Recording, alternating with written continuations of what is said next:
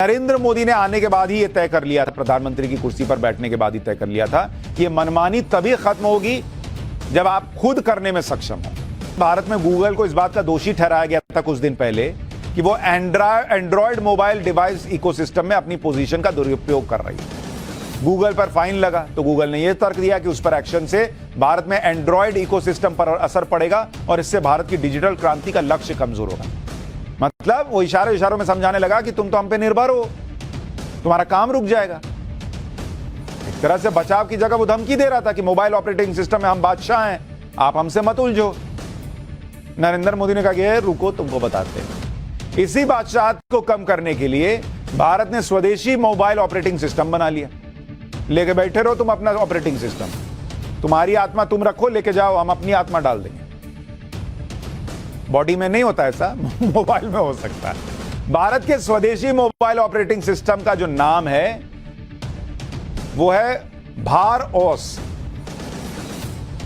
ये है भार, ये भारत का भार हो गया, और ओएस मतलब ऑपरेटिंग सिस्टम। ये मोबाइल ऑपरेटिंग सिस्टम है भारत का, भारओस।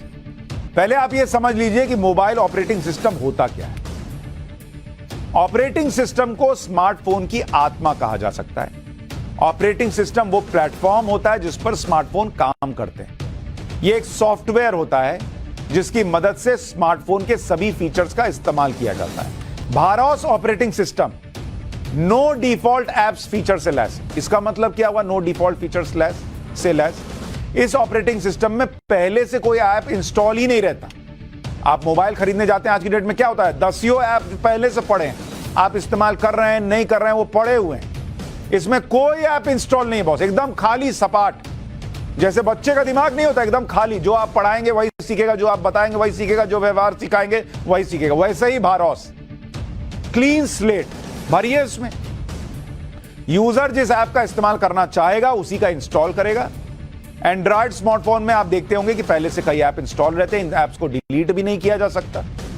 भारओस के साथ ऐसा नहीं होगा, इसमें पहले से एक भी ऐप इंस्टॉल नहीं होगा। थोड़ी मेहनत लगेगी, लेकिन अच्छी बात यह है कि जो नहीं चाहिए वो आएगा नहीं, और जितना चाहिए उतना ही आएगा। भारओस ऑपरेटिंग सिस्टम में नोटा फीचर भी है।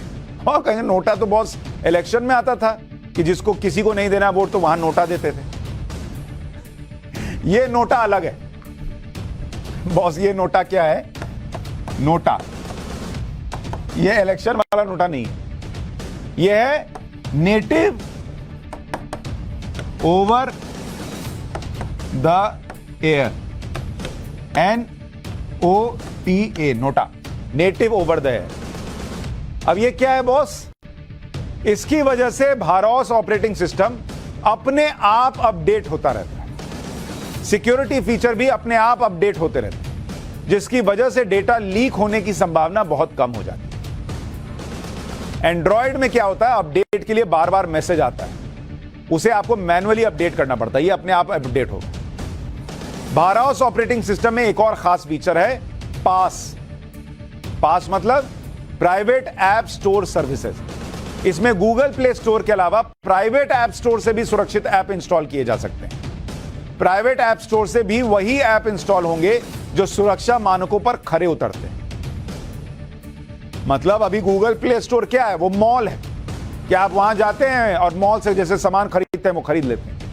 इसमें क्या होगा भारओस में कि जो छोटे छोटे रिटेलर हैं उनकी भी दुकानें, लेकिन वो सब सुरक्षित रहेंगे। ऐसा नहीं कि कोई भी कुछ भी बेच रहा है, तो वो एक अलग खेल हो गया।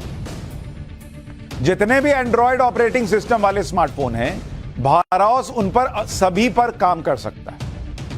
भारओस ऑपरेटिंग सिस्टम से जो सबसे बड़ा फायदा होगा वो डेटा सिक्योरिटी से जुड़ा है। गूगल के एंड्रॉयड और एप्पल के iOS ऑपरेटिंग सिस्टम वाले स्मार्टफोन का डेटा इन कंपनियों के पास रहता है, जहां से डेटा लीक होने की आशंका बढ़ जाती है। एंड्रॉयड स्मार्टफोन में कई ऐसे ऐप इंस्टॉल हो जाते हैं जो सुरक्षित नहीं होते। भारओस को इसलिए बनाया गया ताकि स्मार्टफोन में विदेशी ऑपरेटिंग सिस्टम, स्मार्टफोन पर हमारी निर्भरता कम हो और स्वदेशी टेक्नोलॉजी को बढ़ावा मिले। भारओस जैसे स्वदेशी मोबाइल ऑपरेटिंग सिस्टम की जरूरत क्यों थी? भारत में जितने भी स्मार्टफोन हैं उनमें जो ऑपरेटिंग सिस्टम लगे हैं वो विदेशी कंपनियों के, जिनमें पहला है गूगल का एंड्रॉयड ऑपरेटिंग सिस्टम, दूसरा है एप्पल का iOS ऑपरेटिंग सिस्टम, तीसरा है माइक्रोसॉफ्ट का विंडोज ऑपरेटिंग सिस्टम, चौथा है ब्लैकबेरी का रिम ऑपरेटिंग सिस्टम। मतलब भारत का खुद का मोबाइल ऑपरेटिंग सिस्टम कभी था ही नहीं, और पहले वालों ने सोचा नहीं कि ये करें। ये तो 2014 के बाद सब चीज में कैसे हम अपने ऊपर निर्भर रहे हैं, ज्यादा से ज्यादा अपने ऊपर निर्भर रहे हैं। ऐसा तो दुनिया में हो नहीं सकता कि सब आप खुद ही कर लेंगे, लेकिन अपने ऊपर निर्भरता बढ़े, मोहताज ना रहे किसी के, ये शुरू हुआ तो ये सब रिजल्ट आ रहा है।